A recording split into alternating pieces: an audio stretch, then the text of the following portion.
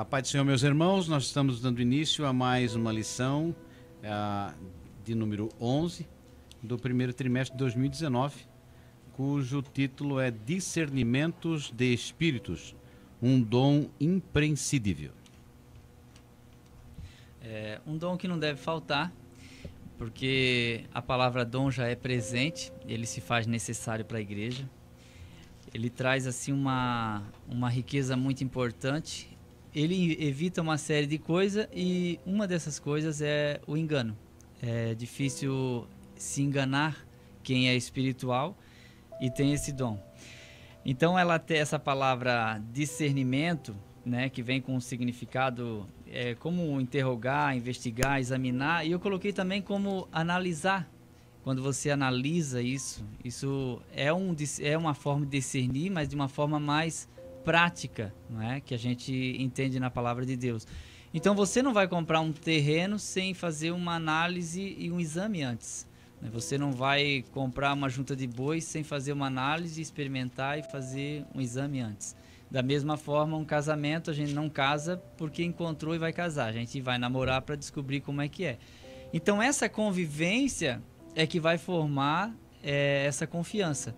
E para eu ter confiança, eu preciso discernir isso, né? Tem em 1 João 4:1 tem um texto que fala: provai os espíritos. Então essa análise na prática é esse discernimento.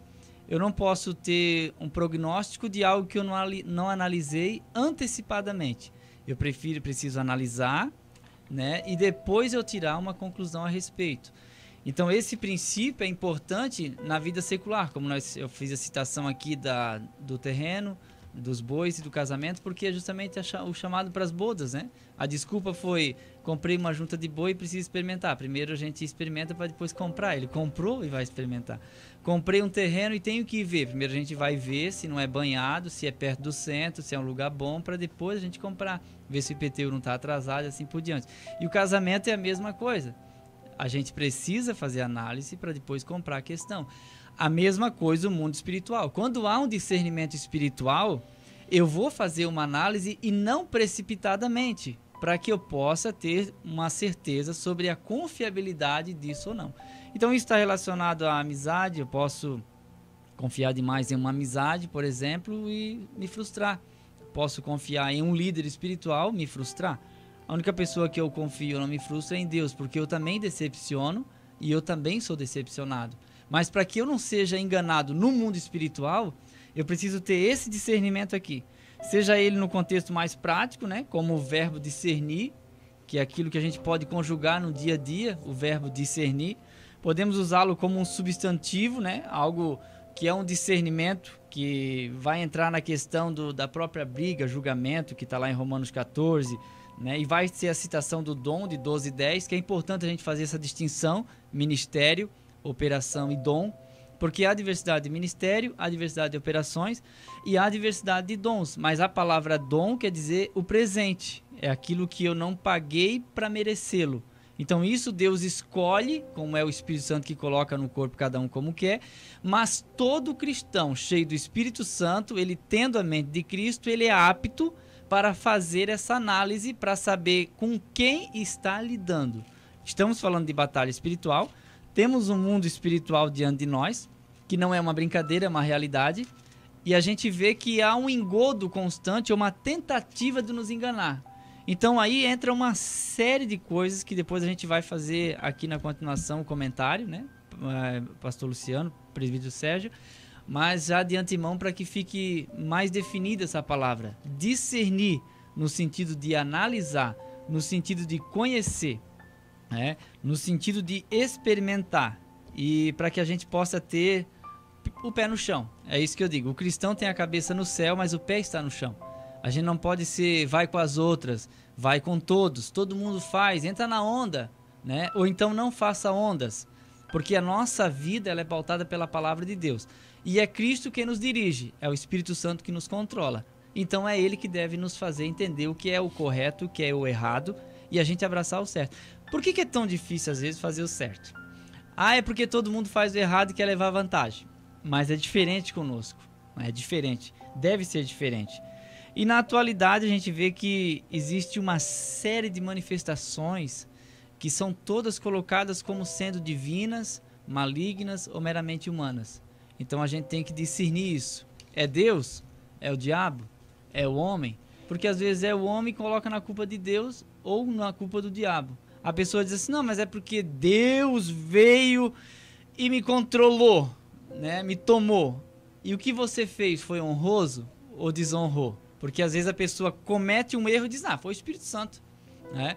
E quando a gente tem esse discernimento do Espírito, a gente vai para a palavra. A mesma coisa, sonhei. O teu sonho não vai virar doutrina, tá, irmão? Doutrina tem que ter pelo menos um texto do Antigo Testamento e 2 do Novo, que é chamado de tripé hermenêutico. Para quê? Para que haja base. Um texto só na Bíblia não dá doutrina.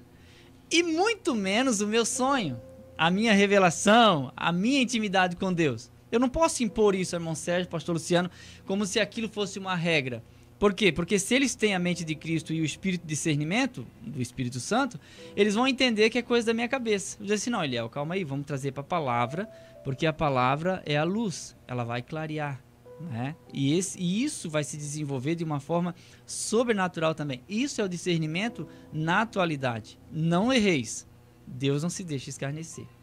Quando nós olhamos a Escritura Sagrada, recai sobre nós essa responsabilidade da atitude de discernir, do discernimento. Isso não é terceirizado. Paulo, quando ele é enviado lá para Bereia, eles, aqui no capítulo 17, versículo 11, diz, ora, estes de Bereia eram mais nobres que os de Tessalônica, pois receberam a palavra com toda a avidez, examinando as Escrituras todos os dias, para ver se as coisas eram de fato assim. É interessante porque você percebe que, apesar do apóstolo Paulo ser um homem, e Silas, homens chamados por Deus, o Espírito Santo habitando na vida deles, e davam testemunho da verdade, no entanto, nada disso fez ele se demover da atitude de precaução. Analisar, né? Analisar, pontuar. Tá, pode ser que eles sejam da verdade, mas confere com a palavra. Discirna. E eu acho interessante que a linguagem da versão corrigida, quando fala no início de Gálatas, ele diz assim, ainda que nós mesmos, ou um anjo de Deus vos anuncie outro evangelho, seja anátema. Paulo está dizendo, mesmo, né? Diz assim, eu chegar lá hoje e dizer assim, gente, eu me enganei, tá? Esse negócio de evangelho não é bem assim, eu tenho um outro evangelho aqui, seja anátema. Então, nessa perspectiva, nessa análise, é interessante. Você vai comprar um objeto, primeiro, se não conhece, peça opinião de terceiro, olha, vai para os Reclame Aqui, vê se a proposta não é muito... Garantia. A garantia. É mais barato por quê? Sempre diz aquela coisa, se a oferta é demais, desconfia. Nem tudo que brilha é ouro. Paz do Senhor, irmãos, bom estarmos aqui. E interessante para nós, como igreja, precisamos ter esse dom mais do que o dom de profetizar. Primeiro, os ventos de doutrina surgem como nunca. As ministrações, eu não vou dizer assim... Alguém fala assim, novo evangelho, porque o evangelho não é novo, ele é o mesmo. Então não tem novo evangelho, não tem uma outra Bíblia, não tem uma outra situação.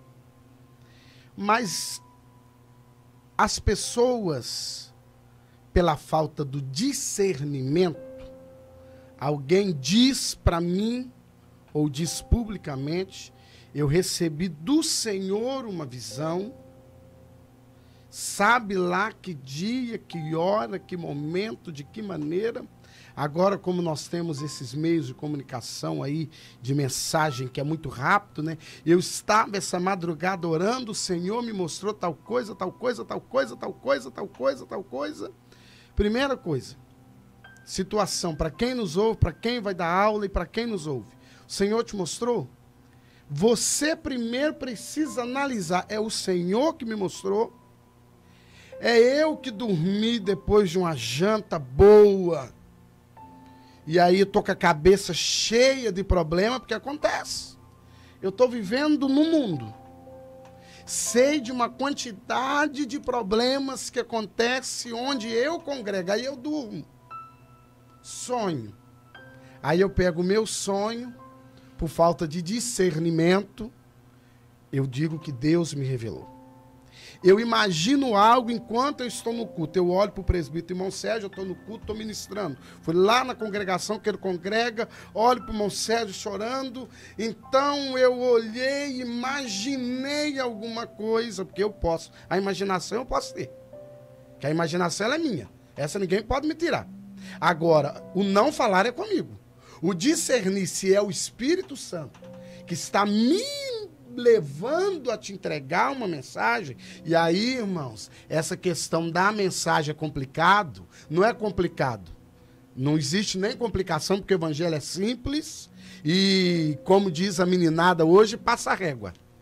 A profecia é a seguinte: ou ela consola, ou ela exorta, ou ela edifica. Se ela não tem nenhum desses três propósitos, ela já não veio do Senhor.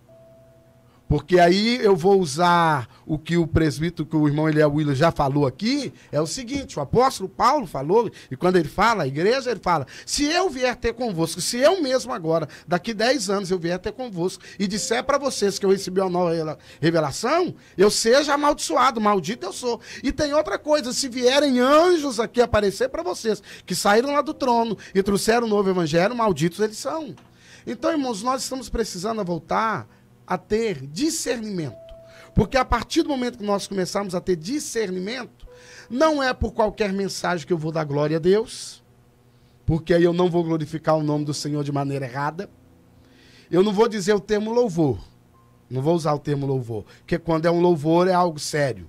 Mas não é qualquer música que eu ouvi cantar no altar ou no púlpito da congregação. Não vou usar o termo altar porque não é o correto, é o púlpito mesmo. Lá no púlpito alguém subiu, cantou. Não é qualquer música que eu ouço que eu vou levantar a mão, que eu vou gesticular, que eu vou dar glória a Deus. Porque tem música que se canta que é uma música de vingança e não é assim que Deus trabalha. Então está faltando em nós discernimento. Ora, coisas que acontecem que a gente percebe que há uma ação demoníaca. Tem coisas que há uma ação diabólica acontecendo e nós, por vezes, por falta de discernimento espiritual, a gente glorifica a Deus como se aquilo fosse algo do Senhor. Alguém traz algo, irmãos. Eu, por vezes, vi alguém trazer algo da maçonaria, pregar no púlpito, e o povo, irmãos, de forma avassaladora, levantar a mão e glorificar, e eu ficar olhando, pensando: eu não posso ser somente eu que percebi. O que é isso? Falta de discernimento. Essa questão ela vai bem no cerne da nossa falta de vontade e desejo de verificar a palavra, como os bereanos, né? A questão toda nossa, hoje nós estamos numa situação, isso a nível Brasil, eu creio que talvez até fora do Brasil, é o desejo pela palavra. Como diz: escondi a tua palavra, guardei, amo a tua palavra, vivo a tua palavra. Quanto menos conhecimento da palavra, mais fácil você é levado. É aquela questão da análise. Para discernir, você tem que ter um comparativo. O que é um porcelanato e o que é um piso normal? Ele tem glós, não tem glós? Quer dizer, é vidro ou é acrílico? Então, é parecido, mas é diferente. Um tem mais resistência. Nós somos, às vezes, levados... vamos supor, você vai comprar um relógio, se ele for mais pesado, parece que dá a ideia de mais forte. É um ledo engano, mas tudo que é mais... Analisamos pelos nossos conceitos. Só que quando nós falamos do lado espiritual, a nossa base é a palavra. Então, quanto menos eu conheço a palavra, mais eu sou levado pela emoção, pelo sentimento. Quer dizer, e aí o lado espiritual, ele fica aquém. Por isso os bereanos podiam fazer um comparativo. Eles analisavam o que Paulo falou com o que está escrito. E aí, se você não conhece a palavra e não estuda a palavra, você pode comprar gato por lebre. A casa que foi construída sobre a areia, ela tinha rocha logo embaixo, mas a pessoa que construiu não cavou. E por duas coisas, duas palavrinhas com P: pressa e preguiça. Então a gente tem pressa para construir um ministério muito rápido. E aí qualquer inovação, poxa, vai dar certo. Aí é que entra a questão do pragmatismo, que o Exato. pragmatismo não é aquilo que é certo, é aquilo que funciona. Funcionou? Atraiu gente? É isso aí mesmo. Só que quando a gente busca para trás para a palavra, como o presbítero Luciano, pastor Luciano estava falando aqui, eu estava me lembrando de Eclesiastes 5:3, tanto na atualizada quanto na corrigida diz, na muita ocupação vem os sonhos. Exato. Não imponha o sonho como uma doutrina. Experiência própria não é doutrina. É uma experiência própria. Me lembro que em 99 eu estava dando aula em uma congregação em Camboriú, do Amaro, e apareceu alguém por ali e entregou um sonho de que as irmãs não poderiam amarrar o cabelo. Todas elas indo para a igreja com o cabelo solto. Até aquelas irmãs que faziam o coque, não usavam mais o coque. Aí eu disse, por que todas elas estão indo para a igreja com o cabelo solto? Aí me explicaram a revelação. Aí eu, como era um professor da escola dominical, eu disse, irmão, eu quero explicar uma coisa para os irmãos. Isso é algo pessoal. Se Deus falou para a irmã que é para ela manter o cabelo solto porque, sei lá, é para ela, entendeu? Não puxa para cá porque nós não temos base para fazer isso virar doutrina para todo mundo. Então não adianta a gente querer impor. É como nós acreditar assim que... até eu acho que foi o Mark Lloyd Jones, eu não sei bem o nome dele assim, mas é mais ou menos isso. Ele conta aquele relato do cego que foi curado, né? É quando Jesus faz um lodo e bota no olho dele e aí manda lavar e ele fica...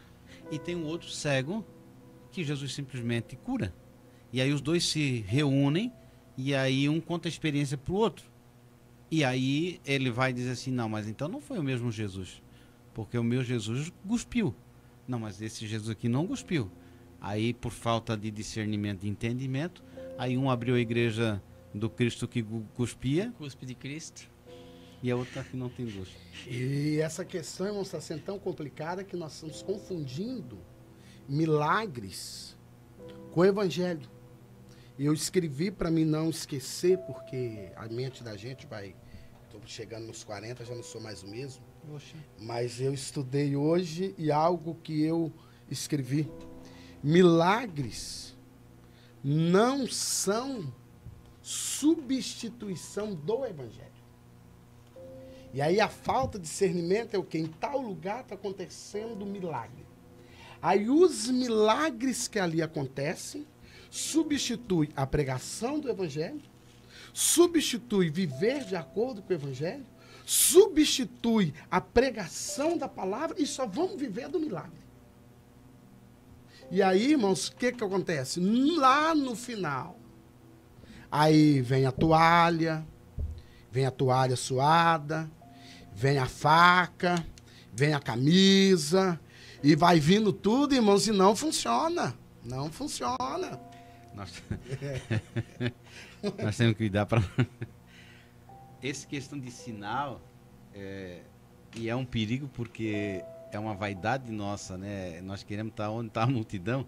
Apocalipse capítulo 13, versículo 13, não é o PT, mas é 13. Vai dizer, também opera grandes sinais, de maneira que até fogo do céu faz descer a terra diante dos homens. Então, quem procura sinal, quer dizer, não procura evangelho.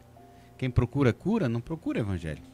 Me lembrei do pastor reverendo Augusto Nicodemos, contou uma experiência que o pastor estava chamando as pessoas para contar a bênção. E um contou, não tinha carro, vim para o evangelho, agora tenho. Eu não tinha casa, vim para o evangelho, agora tenho. Não tinha empresa, vim para o evangelho, agora tenho. Aí chegou uma velhinha, conta a bênção, irmã. É que Jesus me curou, Jesus salvou, Jesus perdoou meus pecados, transformou minha vida, me deu sentido para viver. E foi falando, aí ela deu uma paradinha e o pastor assim, tá bom, irmã, agora conta a bênção. Porque até o momento ela não tinha chegado ainda no foco que era o financeiro. E a gente sabe que o financeiro é uma consequência da obediência e da entrega a Cristo, e não o fim do Evangelho. O Evangelho é a coisa mais linda que existe. Paulo chama de poder de Deus para transformação. Ele é um mistério que esteve oculto, mas ele é eterno. A Bíblia diz que o Evangelho é eterno. Ele sempre existiu, porque é o próprio Cristo que se manifesta nele. E isso é uma coisa muito linda, né? Porque a gente tem hoje a ideia do endemoniado, aquele que baba, rola, pega na gravata do pastor, quer quebrar as cadeiras. Mas Judas, a Bíblia diz que entrou nele Satanás e foi vender o mestre. Então quem vende o mestre também está endemoniado, só não rosna e não baba. E a questão é tão complexa que a vida cristã, por isso a justiça vem de Deus, não nossa, nós somos pecadores. Eu até inclusive citei esse exemplo, e eu sei que muitas pessoas até não gostam, mas essa questão de discernimento, até na questão de pecado, questão de bênção, nós temos assim uma visão muito genérica das coisas. Eu digo, por vezes olhar para uma mulher ou olhar para um homem, cobiçar, claro, é pecado e chama atenção. Mas eu dei um exemplo assim, eu almoço muito fora por causa da minha profissão. Então quando eu chego no local, eu vejo um ambiente muito fino, então se não tiver nada, eu me preparo porque eu sei que o negócio vai ser pesado, né? Vai ser caro. Então eu olho lá, R$ 79,00 o quilo da comida. É muito caro. Então o que eu vou fazer para preservar o meu bolso? Vou comer menos. Vou comer só carne, frango e peixe, porque mais ou menos justifica. O alface é 79 o quilo, é muito caro, né? Arroz 79 o quilo, pão. Então, aí tá. Mas se eu convido uma pessoa para comer comigo e ela vai nessa situação, ela também olha e não tem quase dinheiro, o que ela vai fazer? Calcular custo-benefício. Eu posso gastar R$ 15, então calcula quantas gramas, vai devagar. Agora, se a pessoa disser assim, não, pode comer aí que eu pago.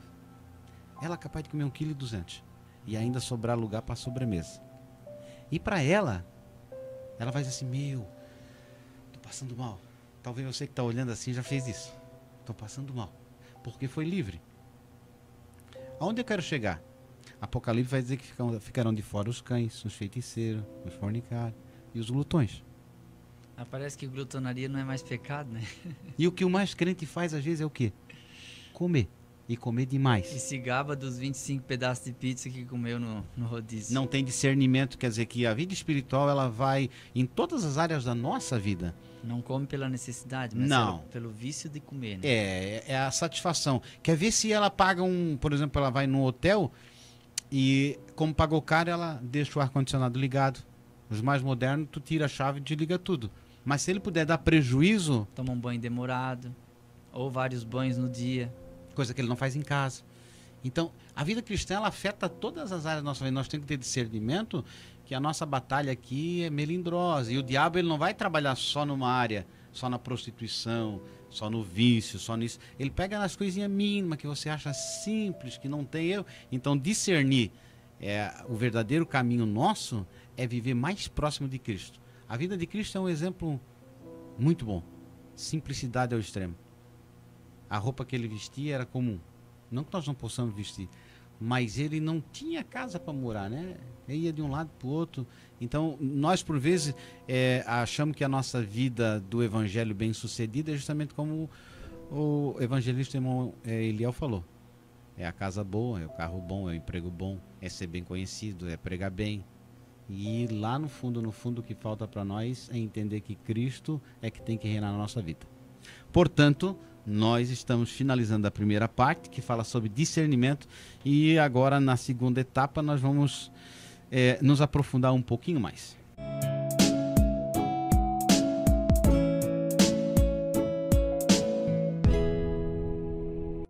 Pois é, queridos irmãos, estamos aí agora já no segundo tópico da lição, a adivinhadora de Filipos. Quando Paulo chega ali, nós vamos ter agora um completo entendimento do que é o dom de discernir. Porque aparentemente, que é aí que vem o nosso enfrentamento, o contra-ataque, o confronto, ela estava fazendo algo verdadeiro. Porque o que ela falava era verdade. E o que ela ainda dizia é algo muito bom. Porque para nós que somos pregadores do Evangelho, aqui um evangelista, um presbítero, um pastor, já pensou alguém andando atrás e gritando, esses que estão entre nós são homens de Deus. Dá um likezinho lá. Dá um likezinho lá. Quantos seguidores você tem lá no seu canal? Quantos você arrebata? Quantos vão no culto quando avisa que você é o pregador? Quantos comparecem? Irmãos, nós estamos contextualizando para a atualidade. E Paulo chega um momento que ele fica desconfortável. Aí, irmãos, me surge um outro leque. Porque nós gostamos daquela profecia: eis meu servo que eu te amo. Eu sou o Deus que falo contigo, tu és meu servo amado, meu servo querido. Hoje eu vim no culto só para te falar isso. Ô irmão, ou nós acordamos, ou nós nos despertamos, porque a palavra de Deus, ela tem que nos confrontar, ela tem que nos fazer pensar, ela tem que te deixar aí meio que preocupado mesmo. E Paulo, opa, então, Paulo dá uma olhada, tem alguma coisa errada. Eu não estou isso tudo para Deus estar correndo atrás de mim, me elogiando, o dia todo me elogiando, dizendo que eu sou homem de Deus, o que eu falo é a verdade. Por mais que Paulo estivesse fazendo a coisa certa. E aí vem para nós servos de Deus, esse discernir.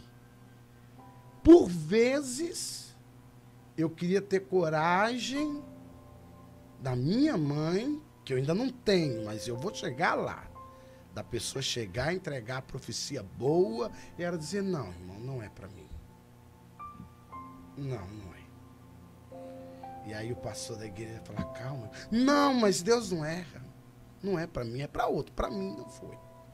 E às vezes a gente fica meio assim, a pessoa vem, e a coisa é até boa, mas você sabe que não é para você, que não é Deus que está falando, que Deus não está naquele negócio. Porque Deus não se preocupa, irmãos, Deus não se preocupa, infelizmente, na contramão do que é pregado. Deus não está preocupado com o ano do meu carro. Deus não está preocupado com a minha casa. A preocupação de Deus é com o seu reino. A preocupação de Deus é com as almas que estão se perdendo. A preocupação de Deus é se a vontade dele, de fato, está sendo feita aqui na terra. O restante, eu não posso fazer comparação, porque eu vou ter que olhar a minha profissão e olhar a sua. Eu vou ter que ver quanto eu ganho e quanto você ganha. E de acordo com o nosso ganho, vai ser o quanto nós vamos prosperar. Vai ser o quanto Deus vai nos abençoar. Aí eu quero me comparar um pedreiro e me comparar com um engenheiro. Aí Deus tem que me abençoar como engenheiro para dizer que Deus é comigo. E nós queremos que Deus nos abençoe dentro disso. E aí, irmãos, não funciona. Aí nós gostamos dessas mensagens. E aí nós precisamos ter o dom de discernir. A grande dificuldade que eu vejo aqui, humanamente falando, seria identificar esse espírito de adivinhação, porque era um espírito de bajulação. E a bajulação, até um certo ponto, ela é confortável, porque ela massageia o ego, é gostoso. E aí a gente entra nos dois extremos, né? Tem aquela pessoa que não sabe elogiar e tem aquela que não sabe ser elogiada. Tem pessoas que dizem: não, eu não vou elogiar o presidente Monsérgio porque ele pode se achar, não vou falar nada do pastor Luciano. Não, não é isso, né? Cada um vai administrar a forma como é reconhecido, e esse reconhecimento é importante. O que é a bajulação? A bajulação não é reconhecimento, a bajulação é aquele elogio falso. Esses homens que vos anunciam a palavra de Deus verdadeiramente são homens de Deus. Vai para o contexto para entender. Ela era famosa, ela dava lucro e ela não era crente. Partindo daí, você vai entender. Quando eles chegam, o espírito maligno, muito esperto, diz assim: ó, eu não vou querer ser incomodado por esses camaradas aí. Então, assim, se eu mostrar que somos amigos, fica tudo certo. E outra, as pessoas da cidade, mais à frente a gente vai ver isso, vão entender que a gente tá juntinho, na mesma laia, entende? Então, esse espírito realmente adivinhava, porque dava lucro, era um chute, porque o diabo não tem controle do futuro, mas ele pode falar do que aconteceu no passado. Você já deve ter ouvido falar muita coisa, né, desses adivinhamentos que acontecem. Aconteceu quando você era criança, caiu no pé de goiaba uma vez, aconteceu isso. Alguém falou isso e todos os presentes ficaram admirados. Gente, o espírito maligno, ele sabe, entende? Eu vou contar uma experiência que o saudoso pastor Zizino, ele teve. Ele estava em Lages pregando, numa igreja, e ele pregando sobre Cornélio e falando sobre o espírito maligno. Tinha um bêbado sentado bem na frente e ele dizia: é ruim, o bêbado dizia, e passando pregando. Então Cornélio teve a visão do anjo. Ih, besteira. Então chamou Pedro. É bobagem. E o porteiro já queria tirar o bêbado lá da frente e o bêbado lá na frente. E de repente foi falando que o Cornélio foi orientado por Pedro, e Pedro orou e o Espírito Santo desceu. Aí o bêbado disse assim, ó, naquela hora eu saí da casa dele, caiu de bruços no chão, endemoniado. Quer dizer, não sou pregador de espíritos territoriais e nem de maldição hereditária, nada disso. Mas o demônio, ele vê. A Bíblia diz que ele anda em derredor, bramando como leão, buscando a quem possa tragar. Então a gente tem que ter esse discernimento, que nem tudo que está funcionando é a vontade de Deus. Não é? A voz do povo não é a voz de Deus, como as pessoas dizem. E a voz dessa mulher não era a palavra de Deus para ele. Até tem um texto em Provérbios que diz que o homem é provado pelos louvores que recebe. É eu que tenho que administrar isso. Se alguém me elogiar ou me reconhecer, eu tenho que administrar no meu coração e não me achar. Eu não posso dizer que a pessoa que me elogia está endemoniada, porque não vamos criar uma doutrina baseada aqui do elogio. Mas que esse aqui era um espírito maligno, era. Que era alguma coisa do mal, era. De onde vem a palavra Piton aqui, que é espírito de adivinhação, que ela tinha. Que foi uma palavra comum usada no Antigo Testamento, né? Na Septuaginta, claro. E no Novo Testamento a palavra grega também reaparece. Espírito de adivinhação. Um espírito maligno que adivinhava. Olhando aqui, tentando puxar pro lado de cá, mas é difícil porque ela não era crente, né? Sim. Ela era escrava, ela era uma propriedade de alguém. Alguém ganhava ali em cima, né? Ela não tinha nem a dignidade de ser uma pessoa. Ela era conduzida pelos seus senhores. Então ela não tinha nem domínio da sua própria vida. Mas trazendo para o lado nosso, assim, da cristandade, vamos botar que ela já tivesse sido... tá no rol de membro. Você percebe, assim, que essa coisa de adivinhar atrai as pessoas, porque antes ela sentava o dia todo e tinha hora marcada, né? As pessoas iam lá na casa dela e ela geralmente acertava, porque se não acertasse, dava lucro. Dava lucro porque acertava. E aí eu fico pensando assim, essa necessidade nossa entre, é claro, ser bajulado, né? Porque quando eu vou em busca de uma mensagem, eu tô com um problema financeiro, matrimonial, de repente emocional. Então eu vou... o correto seria, como diz a Bíblia, vai para o teu quarto, fecha a porta, e lá em secreto, o Deus que vê, não, Deus que ouve, né? Deus que vê. É o Deus que vê. Ele não ouve, ele só está vendo. Vê. Então, aí o que nós... mais fácil e mais prático é eu pagar alguém para me adivinhar. Quer dizer, esse pagamento às vezes é uma ofertinha, uma cesta básica. Então deu problema, preciso vender o meu carro. Será que vendo? Não vendo. É hora, não é hora? Eu vou aonde? Não consultar Deus. Não consultar a palavra. Não esperar em Deus. Eu quero uma coisa mais rápida. O miojo. Eu vou lá no micro-ondas, boto e quero pragmatismo, como disse. Vai funcionar. Então eu vou lá numa pessoa, ela ora por mim. E o que eu acho incrível é isso. É porque no Antigo Testamento, os profetas... eram um pouco assim, as manifestações de Deus na vida dos profetas eram raras, não eram assim, né? Não era igual o resultado da telecena, né? De hora em hora, né? Não era uma coisa assim comum. Que no mesmo culto a pessoa entrega 100 profecias, eu tô para entender essas coisas. Tu pega uma live, vamos supor, eu tava comentando em off aqui, você vai no Face da vida e vê as lives que tem lá, a pessoa fica 1 hora profetizando. Ela não para, ela para assim. E outra, ela conversa com Deus como se tivesse um acesso instantâneo.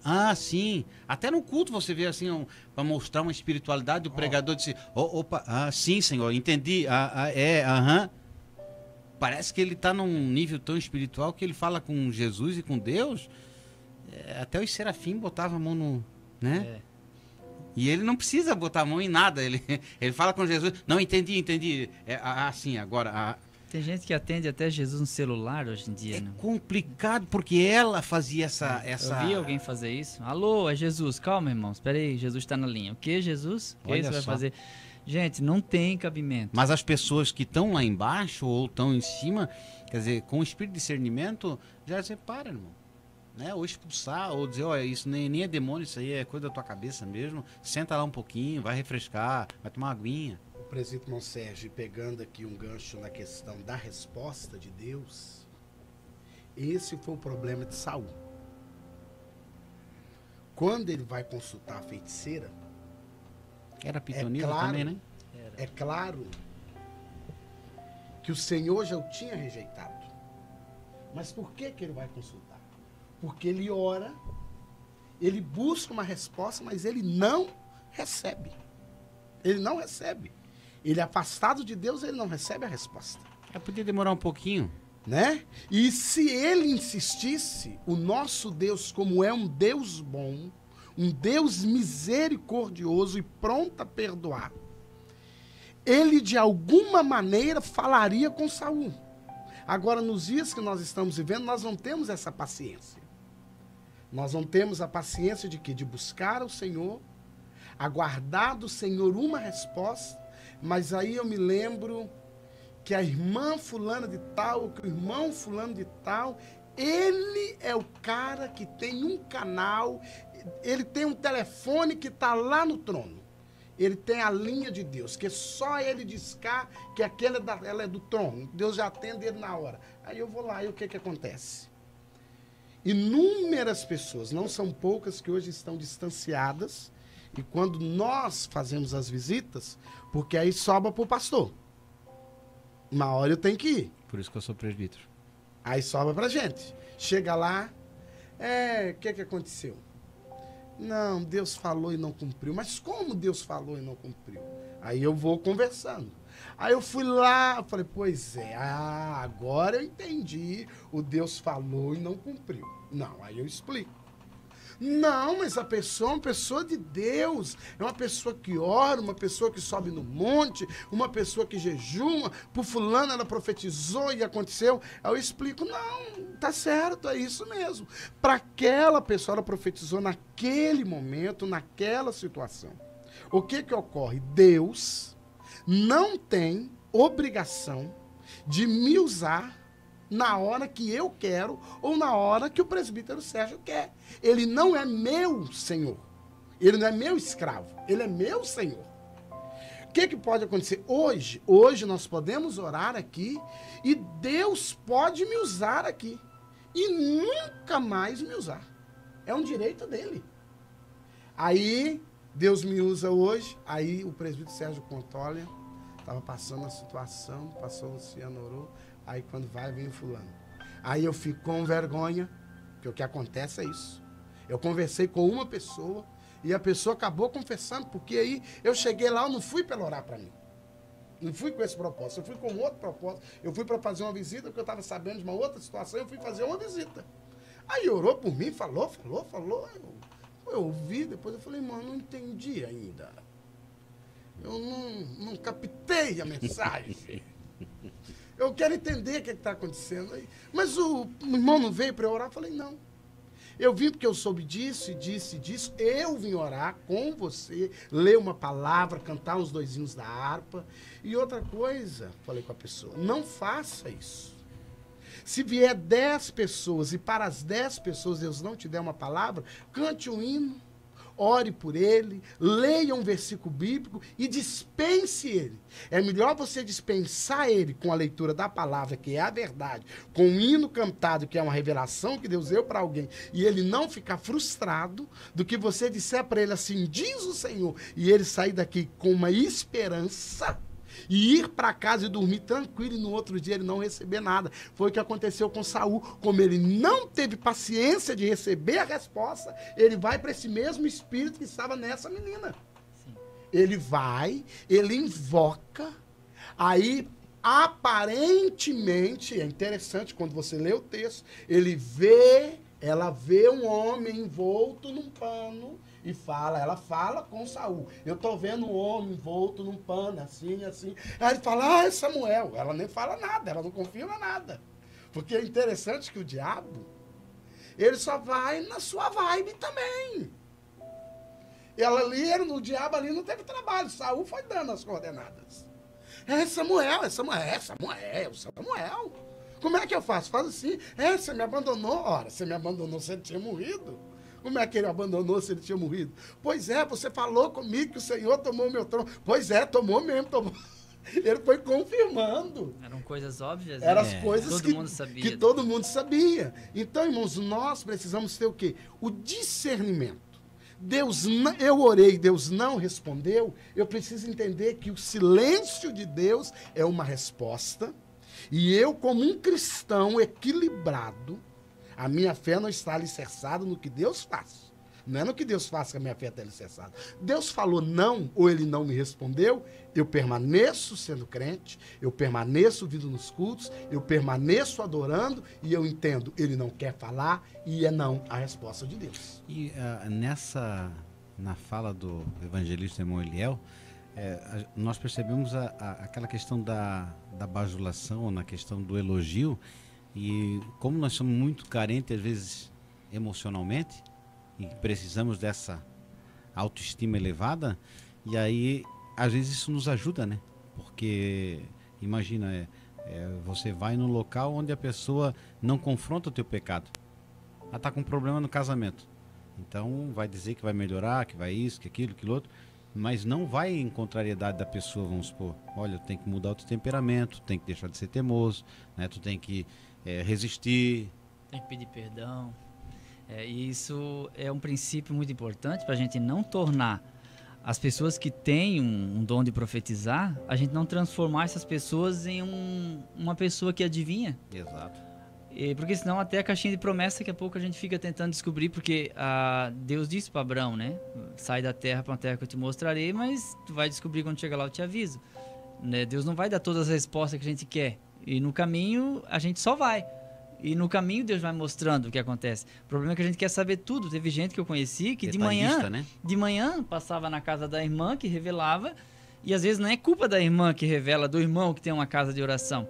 É da pessoa que fica insistindo. Irmã, fala o que Deus falou. Não, Deus não falou. Não, mas fala, irmão. Não, mas Deus não mostrou nada. Mas Deus deve ter mostrado alguma coisa, porque não pode. Aí a pessoa fica ansiosa. Daí, como disse o pastor Luciano, aí cabe qualquer coisa. Eu vou dizer que Deus está se agradando de ti, mas às vezes é um adúltero. E Deus não está se agradando. Então é importante a gente não nos firmarmos nisso. A Bíblia diz: não desprezieis as profecias, examinai tudo e retende o bem. O irmão Eliel já recebeu profecia furada? Já. Muitas delas. A minha esposa, principalmente, ficou mais traumatizada porque era a esperança de um filho. Claro, uma promessa. E as pessoas sabiam que a gente queria engravidar e não conseguia. Então, assim, irmã, Deus falou comigo. Várias profecias saíram assim. Eu já devia ter viajado mês passado já. Prepara tua mala, tipo assim. Era até fevereiro. Isso. Mas já foi. Então profecia com data, tipo assim, ó, a irmã já está grávida. Pronto, a minha esposa muito emotiva, claro, emocionalmente fragilizada. Exato. Ela abraçou aquilo ali e ficou. Eu disse: Kátia, discerne, calma, né? A gente tem fé em Deus. Ah, mas o irmão duvidou, por isso não aconteceu. Sara também riu e Deus deu um filho para ela. Abraão se jogou no chão, riu e disse a um homem de 100 anos: vai nascer um filho, e Deus deu um filho para ele. Porque promessa de Deus, nesse caso ali, é decreto. Então, assim, se ela creu, Deus iria ter realmente cumprido. Não é a minha dúvida que vai acabar com... Zacarias também. Zacarias duvidou e ele ficou mudo, mas a promessa cumpriu. A promessa cumpriu. O decreto de Deus não altera. Só que tem uns profetas que eles são lisos, né? A profetisa que vai vir menina, vem menino, diz a tua incredulidade, mas a pessoa pintou o quarto Deus da mudou cor. Até o sexo, né? Até o sexo. Então isso trouxe um peso muito grande. Eu tive que ajudar a minha esposa, porque mesmo com a fertilização in vitro, a gente orando a Deus tudo, e vinha a profecia de que ela ia ficar grávida. E isso foi um problema para mim, porque eu tive que socorrer ela, porque na fertilização ela também não engravidou. E daí tinha mais um embrião congelado, e vamos para outra fertilização, vamos orar, Senhor, faz alguma coisa, e junto vinham essas profecias. Então eu aprendi uma coisa: quando eu tenho alguma coisa para fazer, eu não vou contar para ninguém. Eu vou começar a fazer no silêncio. E assim, porque tem gente que é emocionada. Eu dizia pra minha esposa assim, ó, Moliel dizia isso, disse, ó, hoje eu quero uma profecia de filho. Tu tá bobo, rapaz? Eu disse: hoje eu vou pregar nessa igreja que ninguém me conhece, e eles vão me entregar uma mensagem de filho. E era de feito. Eu chegava no púlpito e disse: irmãos, aqui minha esposa, nós não temos filhos ainda, porque estamos aguardando a promessa e tal. No final do culto sempre vinha alguém entregando, né? Isso, sempre tinha alguém entregando a revelação. Aí eu dizia assim, ó, hoje ninguém vai profetizar nada. Por quê? Porque eu não vou tocar nesse assunto. Eu trocava no assunto. Por quê? Porque tem gente emotiva. O irmão Léo acredita em profecia? De Deus, sim. Mas eu procuro fazer análise para não me firmar em coisas assim, entendeu? Para nós fechar aqui, que mexer o caldo, né, para ficar pior o negócio ainda, é essa questão do lucro, né? Aquela questão que nós falamos da lição da simonia lá, né? Sim. Aqui retorna o mesmo fato, só que, claro, é uma alegoria porque ela não era cristã e ela também era mulher, ela não tinha voz.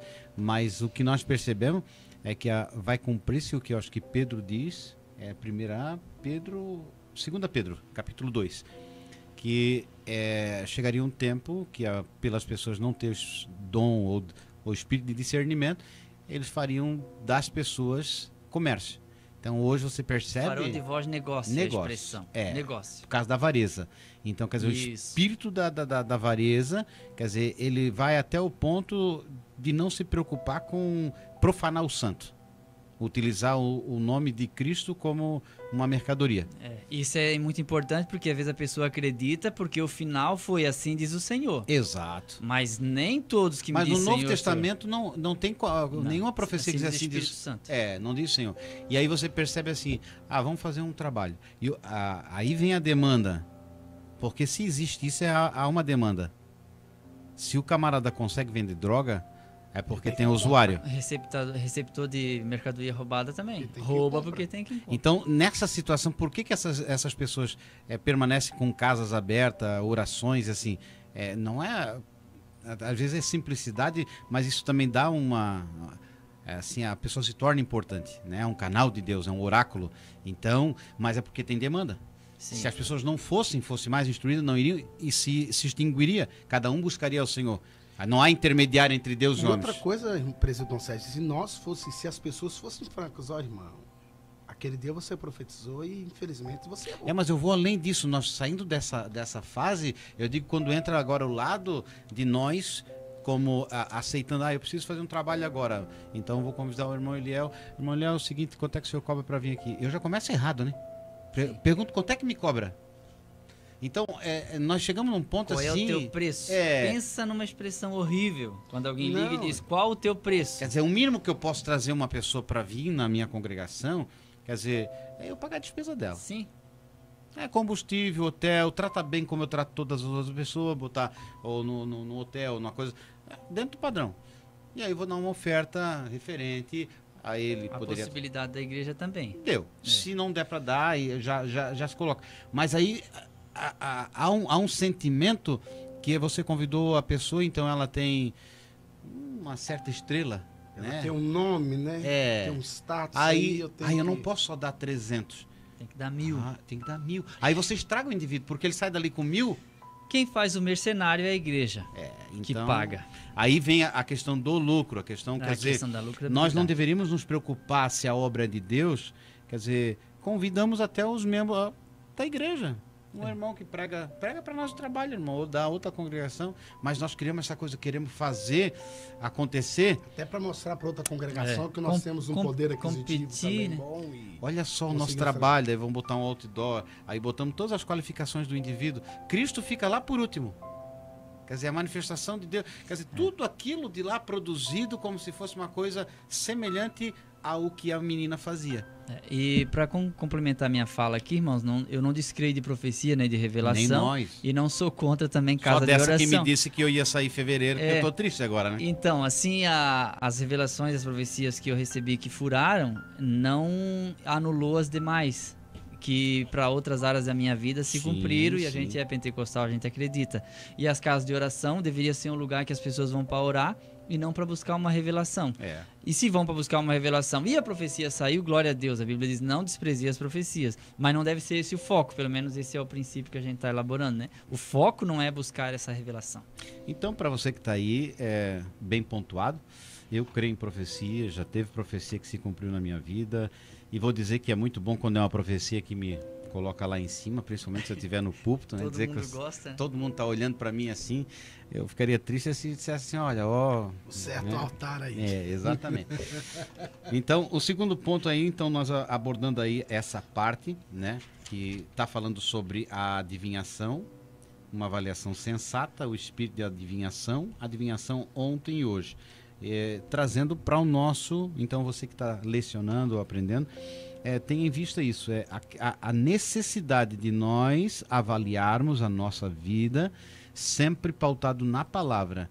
Quer dizer, quando Moisés recebe, né, o mandato dele, é incrível, ele fica 40 anos esperando para cumprir uma... O José quanto tempo ficou? Para quê? Para ser governador? É. Ele ficou 22 anos longe do pai. Então, desde a saída dele até os 39, saiu com 17, 22. Quanta coisa passou assim. E para nós, assim, é como digo, Mas é interessante, quando ele estava na prisão, a Bíblia registra isso. a nossa rapidez. Estava José na prisão. Porém, o Senhor estava com ele. É. Aí tem esse ensinamento prático para nós. Sim, mas é a questão entre a promessa e o cumprimento da promessa. Tem um tempo. Tem um tempo. Agora, tem casos que são mais instantâneos, mais imediatos. Né? É o- Mas Davi também, quando foi ungido, Ah, mas até ele, quanto na tempo verdade, demorou para ele? 13. Hã? Davi foi 13, né? Então- Se ele derrubou o gigante com 17, se foi ungido com 16, são 14 anos. Ele começou a reinar em Hebron com 30. Então, e aí quer dizer, eu tenho um problema que eu criei no meu casamento, isso é só um exemplo, eu crio um problema no meu casamento, no meu relacionamento, de 5 anos, 10 anos, e eu vou em busca de uma resposta, e uma mensagem que alguém me traga vai resolver o meu problema hoje. É a mesma coisa a busca pelo conhecimento. Às vezes Exato. pessoas chegam pra gente, é comum, né? Ele é um livro que eu possa ler e saber tudinho, essas coisas, assim, que eu possa pegar o Uhum. livro e estivesse tudo nele, assim, uma apostila, um Claro, negócio. E, tipo assim, eu quero uma comida fast food, eu quero uma coisa Não, instantânea. se possível, encostar a cabeça dele na sua No e fazer um computador, download, né? Pegar um cabo USB. Eu ia dar aula, às vezes, de inglês, a pessoa, quando eu via que o camarada não ia a lugar nenhum, assim, quanto tempo demora para aprender? Porque tem uns negócios na internet que diz, aprenda inglês em 2 meses. É. aprenda- Então nós queremos assim, senhor, eu quero resolver o meu problema, só que eu já criei essa massa muscular durante anos e eu quero fazer o quê? Uma lipo. Eu quero cortar, tirar tudo, porque é imediato o negócio. Então, as coisas assim, espirituais, enquanto muitos dormem, você está orando. Enquanto muitos comem, você está lendo.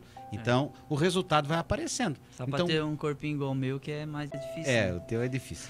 Então, nós vamos aí para a terceira etapa, que é desmascarando os ardis de Satanás.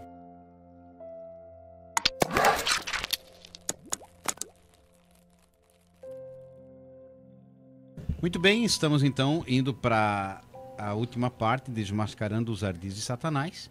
E aqui nós vamos ter 4 tópicos: o dom do Espírito Santo, uma estratégia demoníaca para confundir o povo, a libertação da jovem adivinhadora e a necessidade do dom de discernir. Então, nessa temática, nós podemos trazer para o nosso dia a necessidade de conhecer, como foi falado, a variedade de dons, de ministérios, né?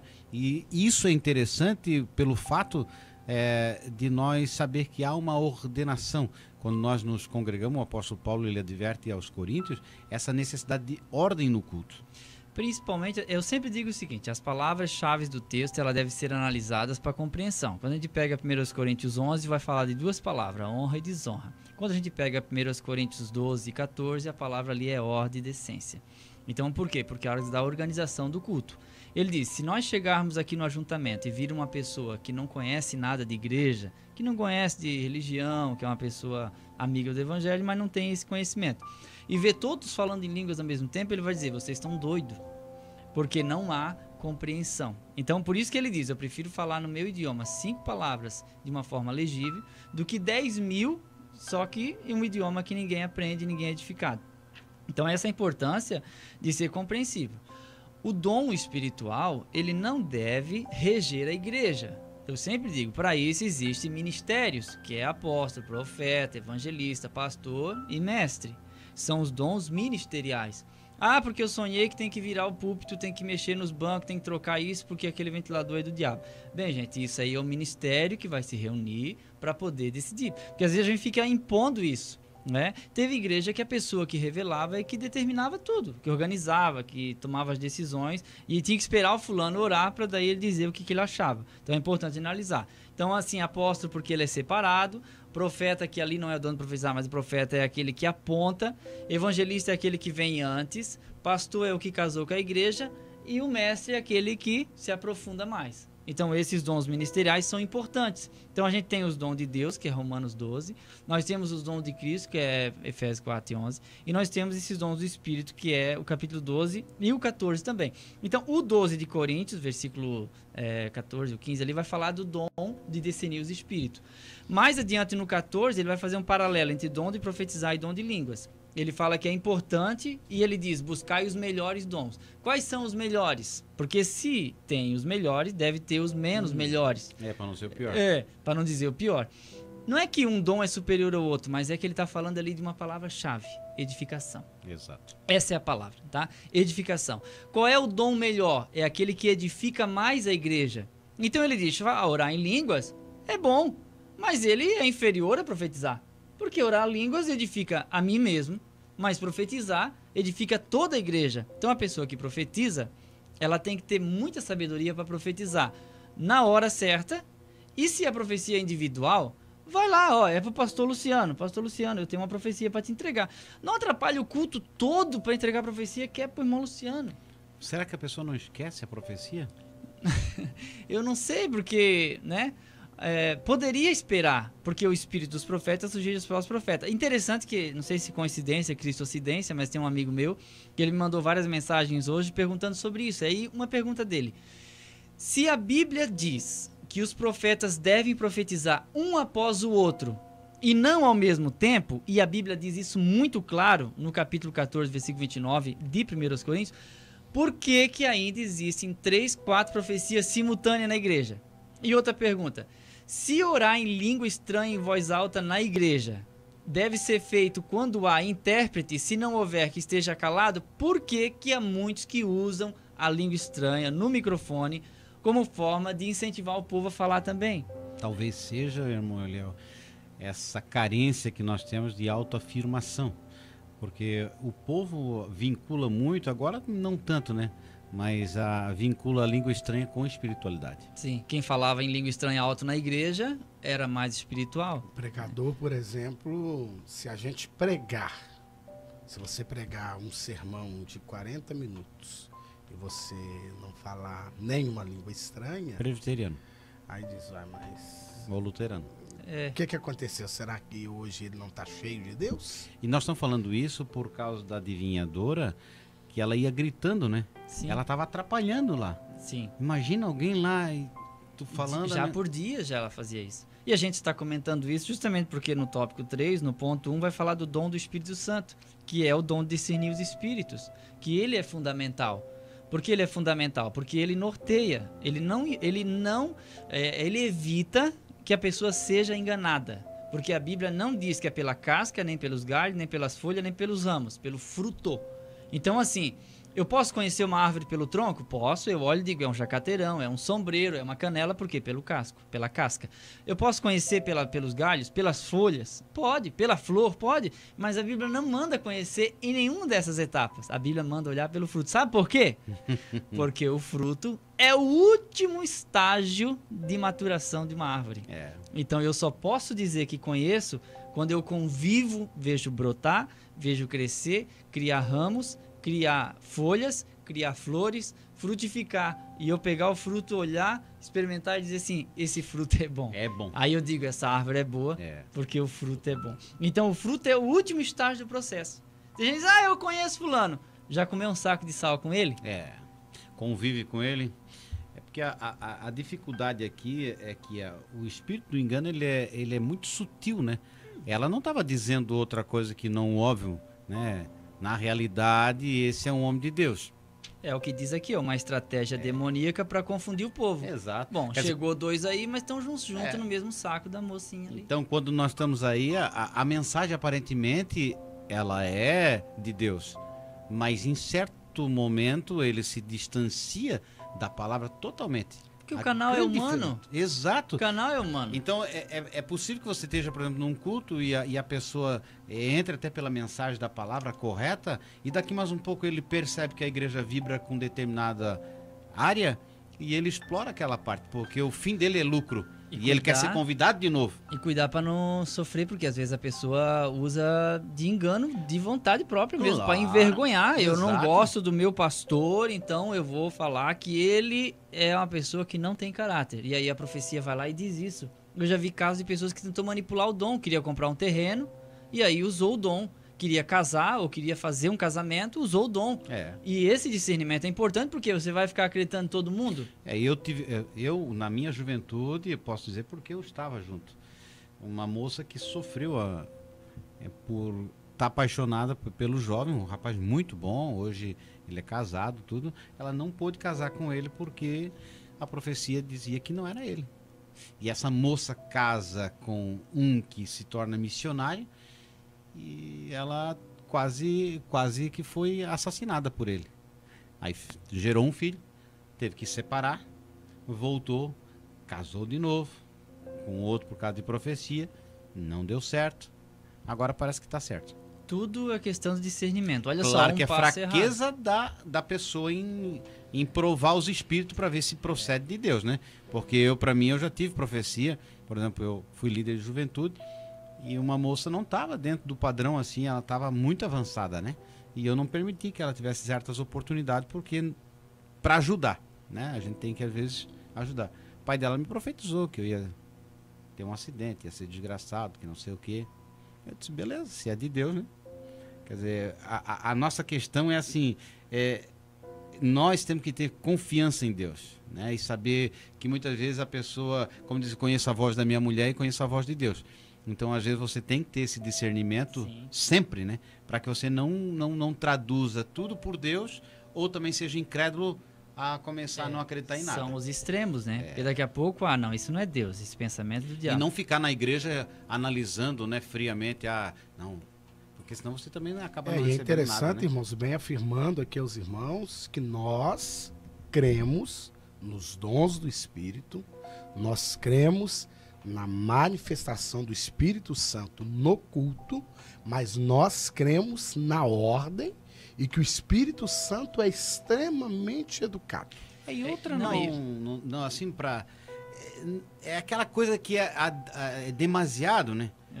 A pessoa é obrigada todo culto de domingo profetizar, né? E o interessante é que assim, de todos os dons, vamos colocar os 9 de Coríntios 12, o discernimento é que vai passar por cada um deles para fazer análise. Então assim, por isso que a gente está falando desses dons. Aqueles dons que mais ocorrem problemas, não há dúvida. É de profetizar, gente.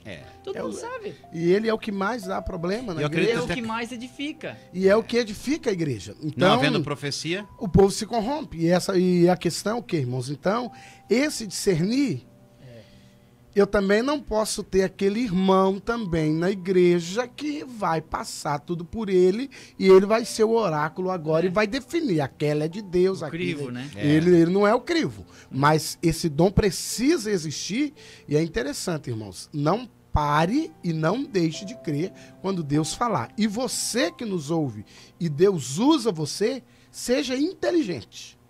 Seja inteligente. Pastor está pregando, não vai caçar profetizar na hora. Mandar ele calar a boca na frente do povo, fazer ele passar vergonha. E a manifestação, acho que do Espírito Santo, às vezes, por vezes, as pessoas elas confundem muito, acho que vai mais a humanidade, né? A tua emoção. Fica emotivo no momento e levanta, Deus quer falar agora. E aponta o dedo e fala de forma muito alta, gritando, e como se relacionasse isso com... autoridade.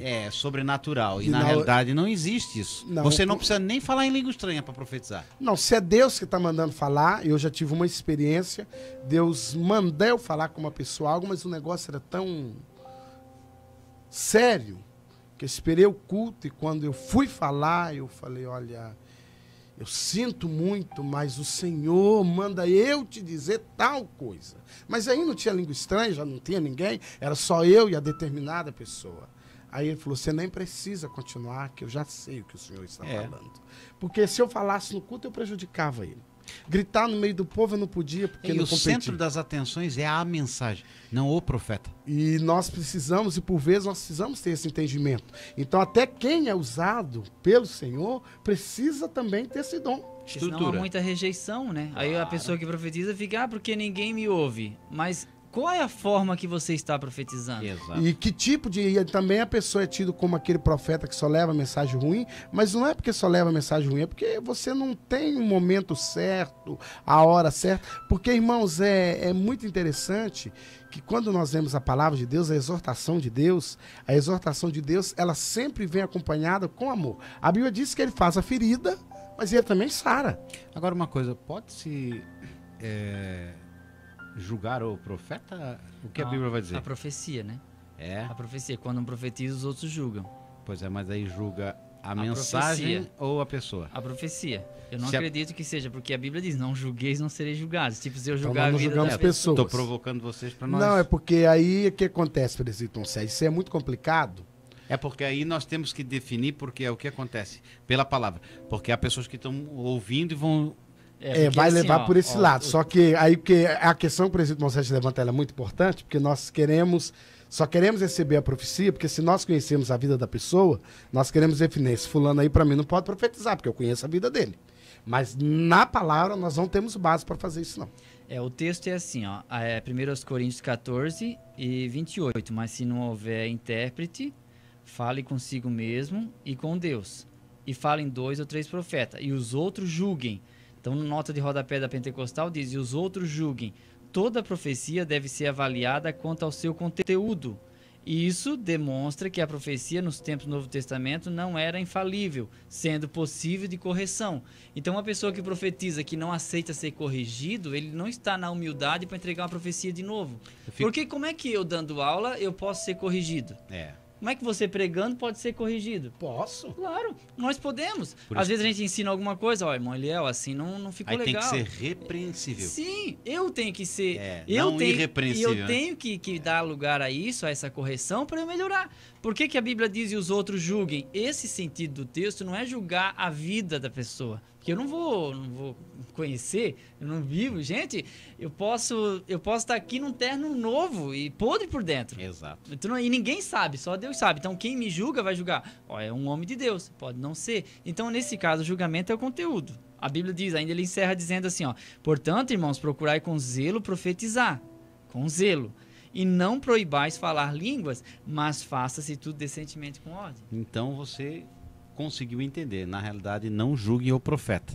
Que agora, essa questão da repreensão, eu fico pensando no Ágabo, né, que entregou a mensagem para Paulo, e Paulo disse, tá bom. Tá bom e fez diferente. Não, aí irmãos, aí nós aprendemos outra coisa. O apóstolo Paulo, tu já pensou, né? O senhor vai ser preso, vai ser encarcerado. Não e vai. Deus está te avisando. Ele disse, então tá bom. 2 situações a gente pode entender. Era óbvio que Paulo seria preso, e Paulo estava consciente disso. Deus estava dando, quem sabe, para Paulo uma chance para ele não ser preso. E Paulo também, vamos ser bem franco, né? Era bem teimosinho também. Era um tipo de aviso, talvez. E também poderia ser um Porque aviso. às vezes a pessoa pode ficar frustrada que entrega uma mensagem e as pessoas não dão ouvido. dão ouvido, mas isso é bíblico, né? Se nós analisarmos aqui nós 3, Jeremias, quem mais prega as mensagens de Jeremias somos nós. Mas o povo daquela época deu ouvido? Não se importava. Não. Eles deram ouvido? Eles fizeram caso? Mesma coisa se você analisar os profetas menores, são 12.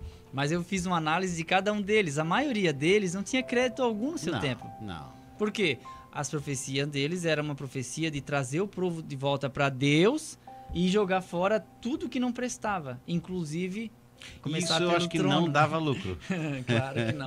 Se não dava agenda. Não dava agenda. Não. Pastor Luciano, não sei se na hora que eu complementei com a palavra, o senhor estava falando alguma coisa, o senhor, quando eu falei sobre 1 ou 2 profetas e os outros julguem, se era o complemento que o senhor Não, ia mas fazer. era isso mesmo. Era Era a questão, o julgamento não é da pessoa. Isso, É da mensagem, porque Isso é bom essa esclarecer. mensagem profética, irmãos, o que acontece?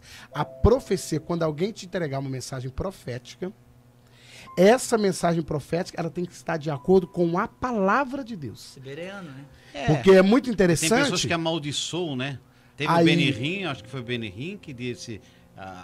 foi, né? Sim, eu eu amaldiçoo amaldiçoo todos que quem não creem. falarem mal de mim. Mas ele não teve que voltar atrás? Não, esse não voltou.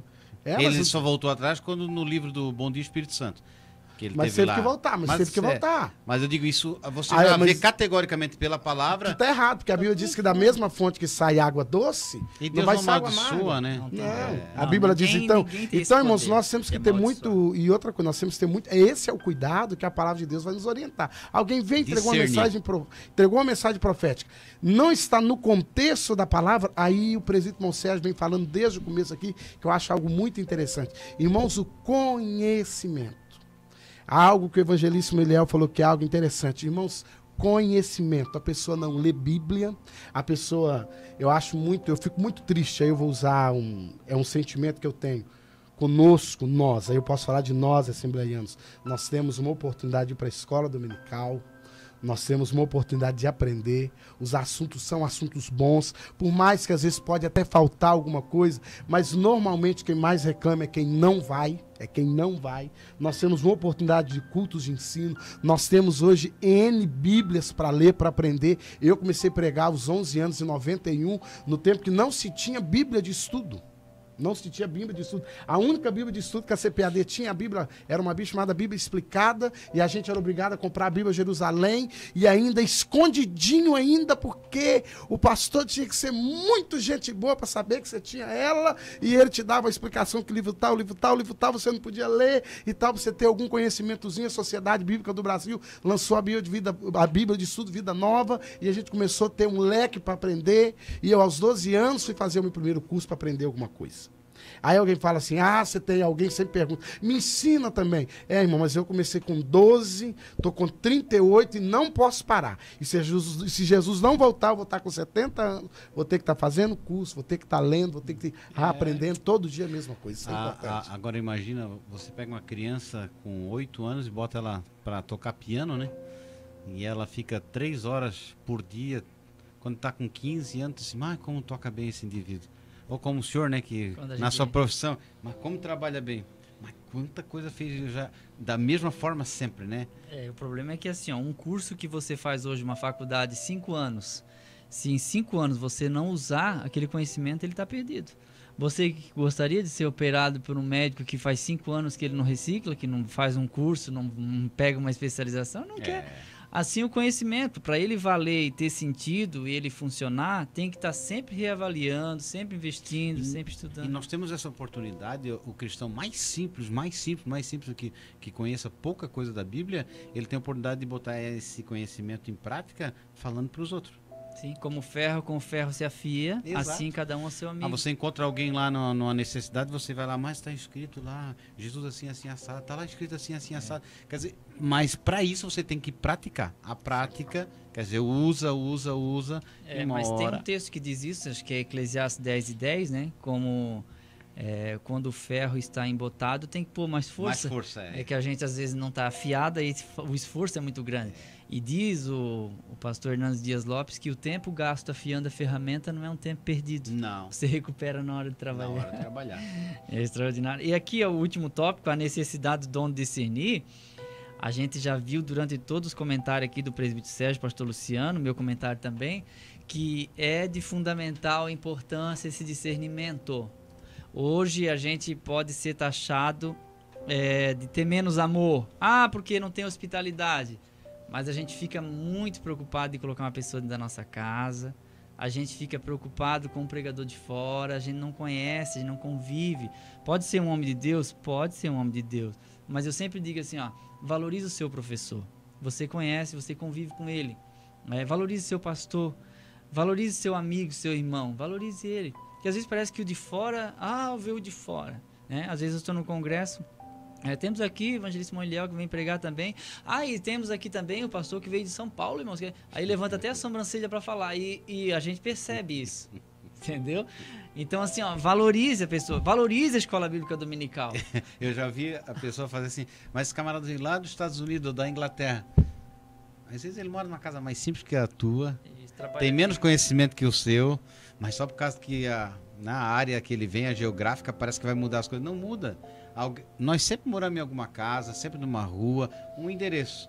Então... E não vira anjo porque veio de longe, né? Continua gente igual a nós. Pode tirar filhotinho de anjo, porque não voa, né? Então, você que está nos ouvindo aí, essa lição é muito interessante, muito boa. E vale salientar que o dom de discernimento, ele é para todos.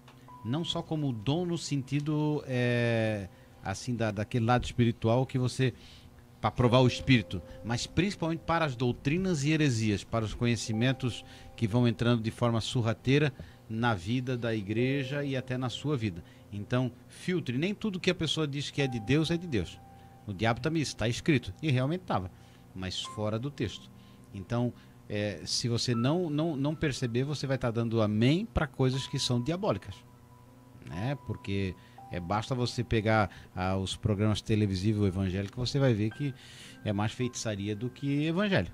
E as pessoas estão assim atrás porque dá resultado. Nem todas as promessas humanas são promessas divinas. Mas está baseado no texto. Mas o que o contexto diz? É pretexto, né? Isso. Então é importante, porque o dom que é uma ferramenta. Mas eu não tenho o dom de discernir os espíritos, mas você tem uma Bíblia. Vai ler, vai estudar. E pela palavra. Vai para a escola dominical, vai aprender, vai perguntar. Quando você vai... E outra coisa, né, irmãos? A questão é a rapidez que nós queremos as coisas. E é interessante que, só um comentário, quando você vai conversar com as pessoas, aí você descobre que a pessoa lá no fundo, ele já sabe a resposta. Uma irmã veio conversar comigo, a minha esposa, e aí como ela era uma pessoa da alta sociedade no lugar e tal, e eu vi que ela queria me colocar em dificuldade e queria também me entregar para o pastor, presidente e tal, e falou e tal. E aí, pastor Luciano, como é que eu faço? Irmã, vamos fazer o seguinte, eu tenho um conselho para te dar. Todo culto que a irmã vier, quando a irmã for sair, a irmã se veste, olha no espelho e a irmã pergunta ao Espírito Santo. Se o Espírito Santo disser para a irmã que a roupa está boa, a irmã vem para o culto e eu te dou a oportunidade, está resolvido o problema. A irmã nem precisa reclamar mais. Todo culto a irmã pode dar um nome, porque eu vou te dar a oportunidade, porque eu sei que a irmã perguntou ao Espírito Santo. Mas aí o senhor apelou comigo, hein? Eu falei, não, mas a irmã pergunta para ele. Não precisa nem de discernimento, né? A irmã conversou com ele, a irmã veio para o culto, eu já sei que a partir de hoje a irmã vai conversar com ele. Então, irmão, tem hora que nós também já sabemos a resposta. Que o apóstolo João fala que nós temos a mente de Cristo. Ele chega a dizer que nós nem precisamos ser ensinados, que nós não somos enganados, que nós temos a mente de Cristo. E essa mente de Cristo é uma mente renovada, é uma mente voltada a entender as coisas de Deus. Nós queremos agradecer a sua amável sintonia, dizendo aí que na descrição do vídeo você tem o nosso endereço do blog, que tem muito material aí para subsídio da sua escola e para o seu aprendizado, né? E agradecendo você aí que tem compartilhado e dado um like, e convidando para a próxima semana estarmos juntos aí fazendo mais uma escola bíblica dominical. Fiquem todos na paz do Senhor.